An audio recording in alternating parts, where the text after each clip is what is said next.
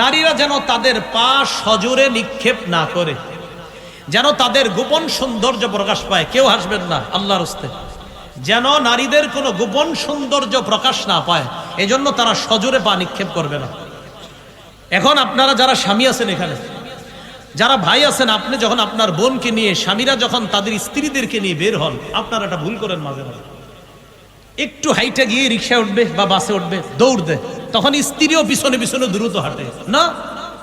আপনার বিবি যেন দ্রুত না হাঁটে, আপনি আস্তে আস্তে হাইটা রিক্সা পর্যন্ত যান, কারণ আপনার গতির কারণে আপনার বিবিও হাঁটার গতি বাড়ায়। আল্লাহ বলছেন তারা যেন তাদের পা সজোরে নিক্ষেপ না করে, এতে তাদের আল্লাহ প্রদত্ত একটা সৌন্দর্য অন্য ছেলেদের চোখে প্রকাশ পেতে পারে, নাউজুবিল্লাহ। এজন্য আল্লাহ বললেন তারা যেন তাদের পা সজোরে নিক্ষেপ না করে। কি কথা বুঝে আসছে?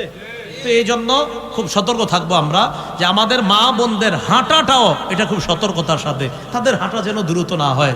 তাদের হাঁটা দ্রুত হবে। আপনি আর আপনার স্ত্রী আপনাদের বাসার ছাদে রাতের অন্ধকারে হাঁটছেন দুইজনে, কেউ দেখতেছে না, সেটা ভিন্ন কথা।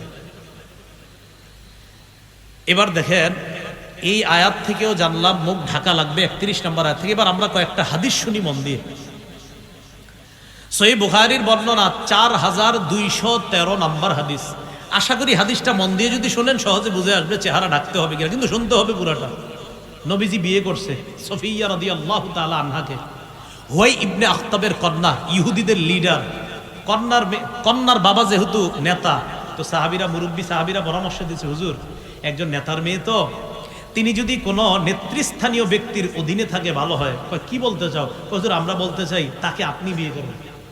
নেতৃস্থানীয় ব্যক্তি আপনি, হুজুর আপনি হচ্ছে নেতৃস্থানীয়, পৃথিবীতে আর কে হতে পারে, আর সে একজন নেতার কন্যা, আপনি বিয়ে করলে তার মর্যাদা রক্ষা হবে।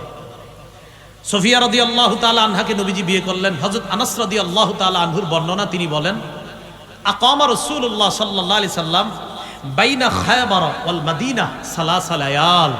রাসূলুল্লাহ সাল্লাল্লাহু আলাইহি সাল্লাম খায়বার এবং মদিনার মাঝে 3 রাত অবস্থান করলেন। ইবনা আলাইহি বিসফিয়া, হযরতে সফিয়ার সাথে বাসর রাত উদযাপনের জন্য। এখন বাসর রাত উদযাপনের পর অলিমা, বর্তমানে তো অলিমা হয় না, বর্তমানে বরযাত্রী হয়। কি হয়? বরযাত্রী কথাটাই তো সুন্নাহের গেল। বরযাত্রী আবার কি হবে? কন্যা যাত্রী। কি যাত্রী হয়? মানে বরযাত্রী মানে ছেলের সাথে মেয়ের বাড়িতে যাবে, বাপের বাড়িতে 300 জন খাইতে, মেয়ের বাপ আপনার ঋণ টিন কইরা 3টা গরু শোয়। শরমের তো কথা মিয়া। যাবে কন্যা যাত্রী, ছেলের বাড়ি থেকে অলিমা খাবে। টোটাল উল্টা হয়ে গেছে। রেস্টুরেন্টে দেখার মাধ্যমে শুরু হয়, গায়ে হলুদের মাধ্যমে গুনাহটা বাড়ে, বিয়ের দিন হাজারো গুনাহের মাধ্যমে এই পবিত্রতার সম্পর্কটার সূচনা হয়। কিছুদিন পরে শুনে যায় স্বামী স্ত্রীর মধ্যে সম্পর্ক ভালো চলছে না। গজবের সূচনা তো আপনারাই করে দেন। বরযাত্রী না কন্যা যাত্রী? হ্যাঁ, বরযাত্রী। আরে কি আজীব। বিয়ে হবে সুন্নত মোতাবেক, সাদা সিধা বিয়ে শেষ, পরে ছেলের বাড়ির দিকে সব খাইবেন, খালাস। পুরা টোটাল উল্টা। এখন রাসূল সাল্লাল্লাহু আলাইহি সাল্লামের অলিমা আর নবীজির অলিমা খাইতে সাহাবীরা খুব আগ্রহ, যে নবীজির বরকতি অলিমা।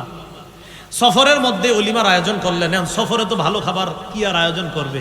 হযরত আনাস বলেন মা কানা ফিহা মিন খুবজিন ওয়ালা লাহমিন, রুটিও ছিল না, গোস্তও ছিল না। অলিমাতে 3টা আইটেম রাখা হয়েছে। সুবহানাল্লাহ। কয়টা? 3টা আইটেম। কি কি?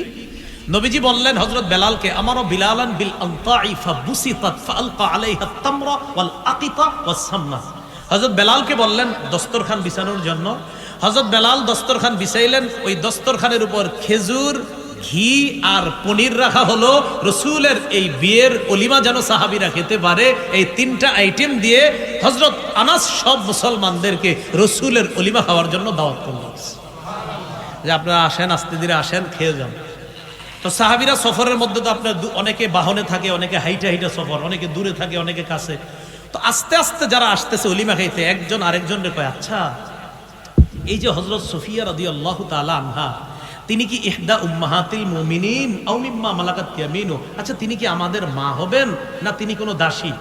যেটা অনেক দূরে দূরে সাহাবীরা বলতে বলতে কয় আসলে তো এটা ভাবনার বিষয়, তিনি কি আমাদের মা, মুমিনদের মা হবেন নাকি দাসী হবেন? এখন সাহাবারা জবাব দেয়, কয় শোনো, ইন হাজাবাহা, নবী যদি সফিয়াকে পর্দার আড়ালে রাখে তাহলে বুঝবো ফাহিয়া মিন ইহদা উম্মাহাতিল মুমিনিন, তিনিও অন্যান্য মাদের মতো আমাদের মুমিনদের একজন মা, নবীজির একজন সম্মানিতা বিবি। কোথায় রাখলে? পর্দায়। কোথায় রাখলে? পর্দায়। সাহাবীরাই বলতেছে ওয়া ইল্লাম ইয়াহজুবহা, যদি পর্দায় না রাখে তাহলে বুঝবো ফামিম্মা মালাকাত ইয়ামিনু, দাসী। ওই যুগে দাসীদের মুখ ঢাকা লাগতো না, তাহলে বুঝেন দাসীদের মুখ ঢাকা লাগতো না, তাই সাহাবীরা বলতেছেন যদি পর্দায় না রাখে তাহলে বুঝবো দাসী। আর মুখ ঢাকবো কাদের? সম্মানিতা বিবিদের। যদি নবীজি তাকে পর্দার আড়ালে রাখে তাহলে বুঝবো মুমিনদের, আমাদের নতুন মা নবীজির সম্মানিতা বিবি তিনি। এখান থেকে আপনারা কি বুঝতেছেন? নবীজি তার বিবিরে পর্দার ভিতরে শুধু শরীরটা রাখবে আর চেহারাটা খোলা। এবার নবীজি মদিনায় রওনা করলেন, ফালাম্মার তাহালা, মদিনায় রওনা করলেন, ওয়াত্তা লাহা খালফা। বুখারীর আরেকটা বর্ণনা আছে 5085 নম্বর হাদিস, সেখানে আছে ওয়াত্তা, আরেকটা বর্ণনা আছে ওয়াত্তা, এখানে একটা আছে আপনার বিল হামজা আর একটা বিলা হামজা, যেখানে বিল হামজা সেখানে ওয়াত্তা, আরেক জায়গায় ওয়াত্তা, দুইটা বর্ণনা।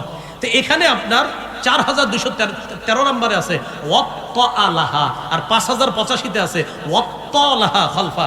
নবীজি সফিয়াকে তার বাহনের পিছনে বসাইলেন, বসানোর পর যেটা বলেন দেখেন, ওয়ামাদ্দাল হিজাব, পর্দা টেনে রাসূল সাল্লাল্লাহু আলাইহি সাল্লাম তার বিবিকে পর্দার আড়ালে বসিয়ে মদিনায় রওনা করলেন। সাহাবীরা বুঝলেন তিনি আমাদের মা। সুবহানাল্লাহ। তাহলে কেমনে বুঝলেন? রাসূল তার বিবিরে পর্দার আড়ালে নেওয়ার পর বুঝলেন তিনি আমাদের মা। যদি না নিতেন তাহলে বুঝতাম তিনি দাসী। মুখ ঢাকা লাগবে নি? না, মায়ের মতো তাই লাগবে না। আচ্ছা, এবার আরেকটা হাদিস শুনেন। রাসূল সাল্লাল্লাহু আলাইহি সাল্লাম ইন্তেকাল করেছেন, খুব মন দিয়ে। আলেম ছাড়া অন্যদের মধ্যে কেউ বলেন তো রাসূল কোন বিবির ঘরে ইন্তেকাল করছে? আলেম ছাড়া অন্য কেউ? মাশাআল্লাহ। আগে কে কইছে? মাশাআল্লাহ। ও, এটা মনে হয় শুনছে কোনো জায়গায় ওয়াজে। আচ্ছা ঠিক আছে, ঠিক আছে, যাক, না ঠিক আছে, আচ্ছা ঠিক আছে, না হাসি আমরা, আল্লাহ বরকত দান করুন। আচ্ছা ঠিক আছে, যাক। আম্মা জান আয়েশা রাদিয়াল্লাহু তাআলা আনহার ঘরে রাসূল সাল্লাল্লাহু আলাইহি সাল্লাম ইন্তেকাল করছেন। বাইহাকি শরীফ 7 নম্বর খণ্ড 117 নম্বর পৃষ্ঠা, দালাইলুন নুবুওয়া, ইমাম বাইহাকি আনছেন সেখানে হাদিসটা, লম্বা হাদিস। রাসূলুল্লাহ সাল্লাল্লাহু আলাইহি সাল্লাম ইন্তেকাল করলেন। ইন্তেকাল করার পর নবীজি সাল্লাল্লাহু আলাইহি সাল্লামের দেহ মোবারকটা আম্মাজান আয়েশা সিদ্দিকার ঘরে তার খাটের উপরে, তখনও রাসূলের দেহ মোবারক, দেখুন দিয়ে দেখেন। আম্মাজান আয়েশা সিদ্দিকা সম্পর্কে আবু বকর সিদ্দিকের কন্যা। আবু বকর সিদ্দিক রাদিয়াল্লাহু তাআলা আন রাসূলের ইন্তেকালের সংবাদ শুনে রাসূলুল্লাহ সাল্লাল্লাহু আলাইহি সাল্লামের লাশ মোবারক বা দেহ মোবারক দেখার জন্য যখন আসলেন, আম্মাজান আয়েশার ঘরের সামনে দাঁড়িয়ে ফাস্তাজানা আবু বকরিন ফি বাইতি ইবনাতিহি আয়েশা, আবু বকর সিদ্দিক তার কন্যা আয়েশার ঘরে প্রবেশ করার অনুমতি চাইলেন। কি চাইলেন? বাবা মেয়ের ঘরে ঢুকবে, অনুমতি চাইলেন। অনুমতি কেন চাইলেন? খুব মন দিয়ে বুঝলে আপনারা সহজে বুঝবেন এবং অন্যদেরকে জবাব দিতে পারবেন। আবু বকর সিদ্দিককে আম্মাজান একটু পরে বললেন, জি আব্বা এখন আসতে পারেন, অনুমতি আছে। আবু বকর সিদ্দিক যখন ঢুকলেন, ওয়ান নিসা ও হাওলা, নবীর অন্য বিবিরাও নবীর দেহ মোবারকের পাশে ছিলেন। আবু বকর সিদ্দিক ঢুকার আগেই ফাস্তাতারনা মিন আবি বকরিন, সব বিবিরা পর্দার আড়ালে চলে গেলেন, নিজেদেরকে ঢেকে নিলেন। ইল্লা মা কানা মিন আয়েশা, আয়েশা নিজের চেহারা ঢাকলেন না। কেন? অন্য বিবি নবীদের যেই অন্য বিবিগণ, তাদের সাথে আবু বকর সিদ্দিকের পর্দা ফরজ, তাই মুখ ঢেকে নিলেন। আম্মাজান আয়েশা আবু বকর সিদ্দিকের কন্যা, তাই মুখ ঢাকেননি। মুখ পর্দা নেই? আরে মুখ পর্দা নেই তো নবীর বিবিগণ উম্মতের কি হয়? মা। তো আবু বকর সিদ্দিক রাদিয়াল্লাহু তাআলা আনহুর মারা কেন পর্দা করলেন? আবু বকর সিদ্দিক রাদিয়াল্লাহু তাআলা মারা পর্দা করলেন না? আরে আজওয়াজুহু উম্মাহাতুহুম, তাহলে আজওয়াজুহু উম্মাহাতু, তাহলে নবীজির বিবিগণ আমাদের মা, আবু বকর সিদ্দিকেরও মা। তো আবু বকর সিদ্দিক রাদিয়াল্লাহু তাআলা আনহুর মাগণ তার থেকে পর্দা করলেন, নবীর বিবি আয়েশা ছাড়া। কথা হলো আবু বকর সিদ্দিকের মা, হ্যাঁ এই মা এমন মা না যেই মার সাথে পর্দা করা যাবে না।